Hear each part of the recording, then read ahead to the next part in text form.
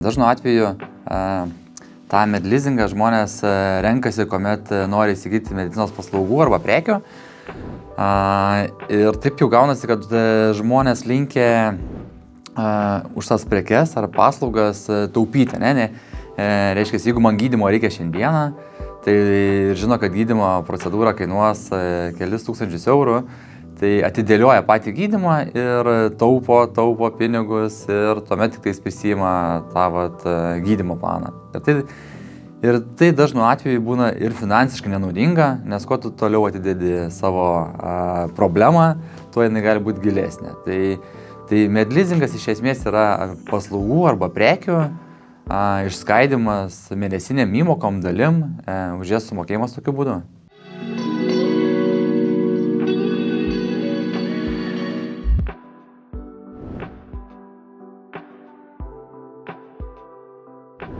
Galima vadinti kaip paskolą, tik tai, kad šitą paskolą gauna, už ją yra sumokama ne klientui, o pinigai yra pervedami klinikai. Tai reiškia, klinika gauna pinigų sumą, o klientas išsimoka per jam patogų terminą. Tai priklausomai nuo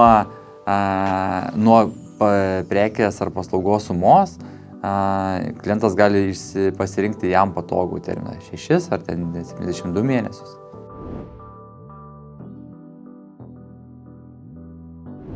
Tai yra keletas būdų, kaip, jeigu imtume kaip pavyzdį odontologijos klinikas, yra keletas modelių, kaip klinikos dirba. Yra atvejų, kuomet klinikos prisima pačios dengti palūkanas ir pacientai ar klientai mato rinkodarinę reklamą, kad, reiškia, galima už paslaugas išsimokėti per 10 įmokų be jokio pabrangimo. Ir šiuo atveju, jeigu ten paslauga kainuoja 1000 eurų, tai klientas gali po 100 eurų per 10 mėnesių išsimokėti be jokio pabrangimo.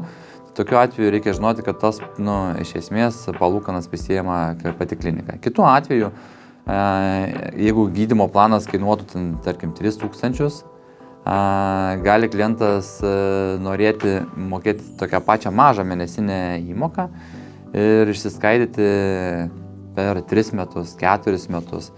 Tai vėlgi, tai klientas renkasi. Medlizingas iš esmės yra,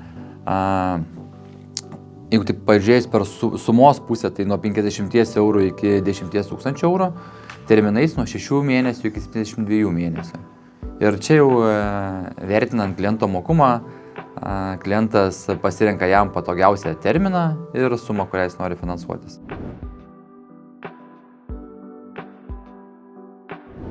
Iš esmės procedūra kaip atrodytų, žmogus būnantis klinikoje administratorės ar administratorio paklausia, ar galima čia atsiskaityti lizingu, mokėti dalimis.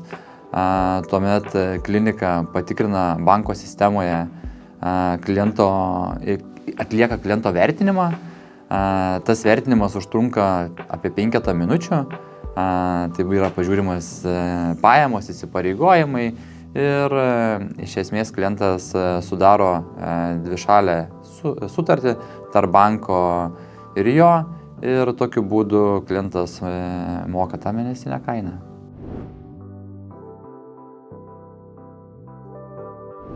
Standartiniais variantais tai užtrunka, kaip ir minėjau, apie 5 minučių, čia priklausomai kiek įgudęs yra administratorius. Yra būdų, kuomet klientas gali pačią sutartį sudaryti ir online procesu. Reiškia, klientas gauna nuorodą ir kaip įsigydamas prekės online parduotuvėje, pats užsipildo visus duomenis apie save, asmens kodas, adresas, kontaktai ir pasirenka tuomet jau sumą, terminą ir prasifinansuoja pats.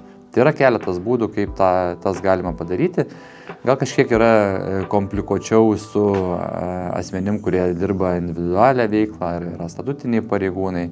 Tai procesas kažkiek ilgesnis, bet jeigu imtume pagrindą žmonių, tai jo, pats procesas yra pakankamai trumpas.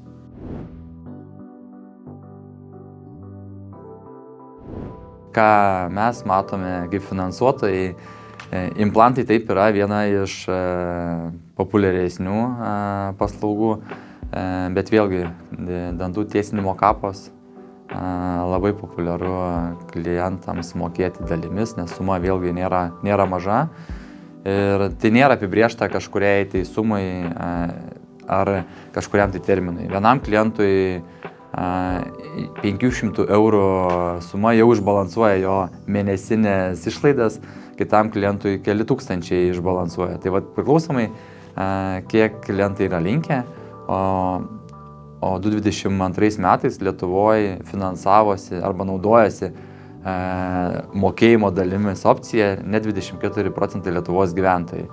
Tai aktualumas yra mokėti dalim. Klausimas, kur iš įpročio žmonės tą daro, tai taip, kuomet perka telefoną, dažnu atveju didžioji dalis klientų nemoka pilnos sumos, iš karto moka vėlgi mėnesiniam dalim. Jeigu perka vėlgi televizorių, tai vėl nemaža dalis irgi pasirenka tą mokėjimo dalim, tai medicinos medleasingas dar nėra toks gal populiarus lyginant su elektronika, bet tas sparčiai vejasi.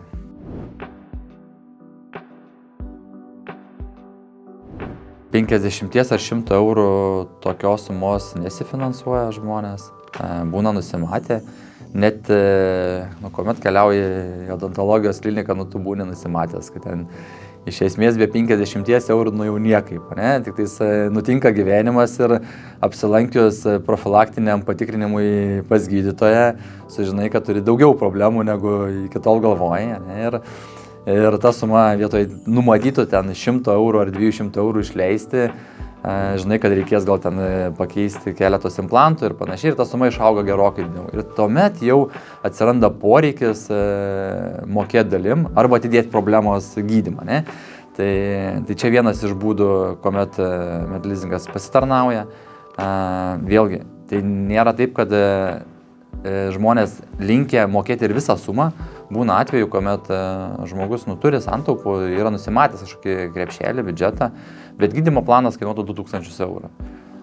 Žmogus sako, gerai, aš 1000 eurų sumokėsiu kaip avansą, bet 1000 eurų norėčiau prasifinansuoti, ne? Išsiskaidyti dalim ten 6 mėnesiam, kaip pavyzdys. Tai tas atvejas yra kur kas populiaresnis, kuomet suma yra didesnė, negu jisai planavo. Ir kažkurią tai dalį ima ir išsiskaito dalim.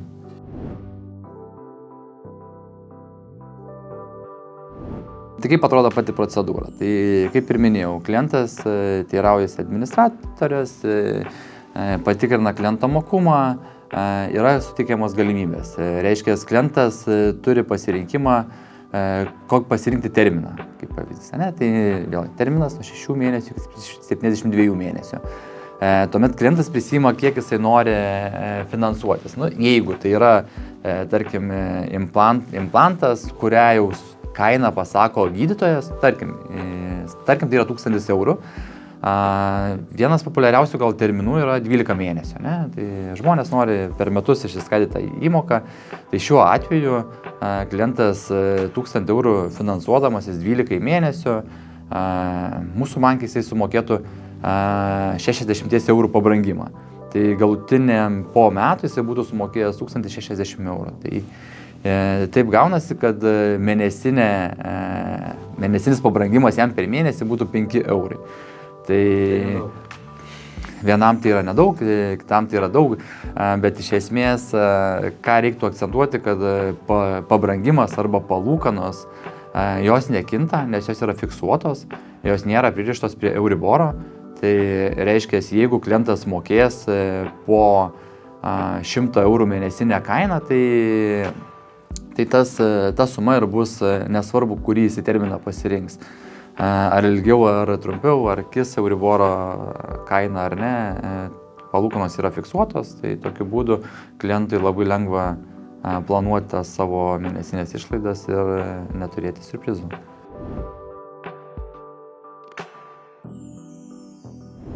Ką turėtų atkreipti klientas dėmesį, tai dažnu atveju ant klinikos durų būna nurodytas lipdukas, ne? Kad čia galima atsiskaityti medleasingu. Tai taip, klinika turi turėti bendradarbiavimo sutartį su banku, tuomet, aišku, turi prieigas tikrinti klientą ir panašiai. Tai nėra visos klinikos. Šiandien dienai dar gal, sakyčiau, yra mažuma klinikų, kurios teikia tą paslaugą. Tai reikia ieškoti lipduko arba klausti administratorės, ar galima už paslaugas mokėti dalimis.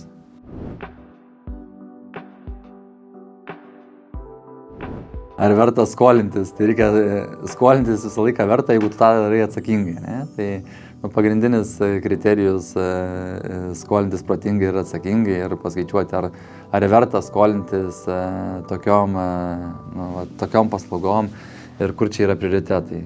Tai reikia žiūrėti, ar ta pinigų pasiskolinimo suma, ar palūkanos jos nėra brangios, ar tai verta tą daryti. Ir šiandien dieną, jeigu atkreiptume dėmesį į infliaciją, tai aš sakyčiau, medleasingui pinigų pasiskolinimo kaina yra labai nedidelė. Ir priklausomai į ką tu orientuojasi. Jeigu mes kalbame apie sveikatą, apie gerinimą sveikatos, tai faktas, kad tai yra tikriausiai pagrindinis mūsų prioritetas ir neturėtume atidėlioti problemos, kuri pasekoje gali net kainuoti brangiau.